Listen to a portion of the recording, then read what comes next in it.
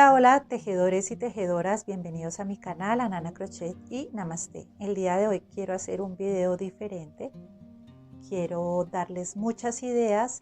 Estoy tejiendo una blusa o bata boho, pero quiero que de esta blusa saquemos muchas ideas para sacar muchos más diseños. Voy a enseñarles el paso a paso, pero no tejiéndola, porque el tutorial ya realizada totalmente la bata ya se encuentra en mi canal. Quiero enseñarles es el paso a paso de cómo podemos sacar provecho de una prenda tejida y sacar diferentes diseños. En este caso, esta es la parte del primer diseño. Aquí podemos ver como un mini ponchito, podríamos decir cortico, sin mangas. Este podría servir también para verano y me parece hermoso. Entonces aquí les dejo una idea de cómo podemos realizar este mini ponchito. Recuerden que el video de la bata lo dejo en el primer comentario o en la cajita de descripción. Entonces ahí pueden ir modificando de acuerdo a lo que ustedes desean. Entonces este es el primer diseño que les muestro. Ya voy con el segundo.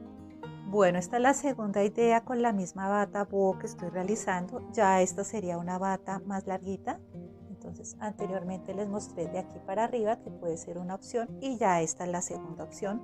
Ya sería tejida más larguita en esta parte, sin manga. Se ve preciosa y es muy linda. Recuerden que las flores en mi canal de YouTube encuentran el tutorial para realizarlas.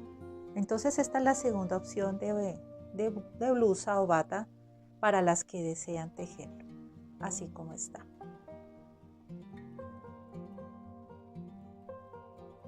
Espero les guste y vamos a seguir con la tercera idea. Bueno, pues esta es la tercera parte de la blusa o del suéter.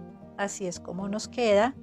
Yo lo realicé con manga larga, que sería esta. Ya como les mostré anteriormente, si ustedes desean hacer la manga 3/4 o sin mangas, ya va al gusto de cada una de ustedes. De igual manera los colores, de igual manera el color de las flores. Aquí como siempre Lucas acompañándome. Y ya si también desean la blusa mucho más larga, también queda perfecto. Si quieren al final ponerle otra línea de flores, como acá, ponerla acá, o simplemente hacer el terminado con otros colores. En mi caso yo lo realicé con azul agua marina.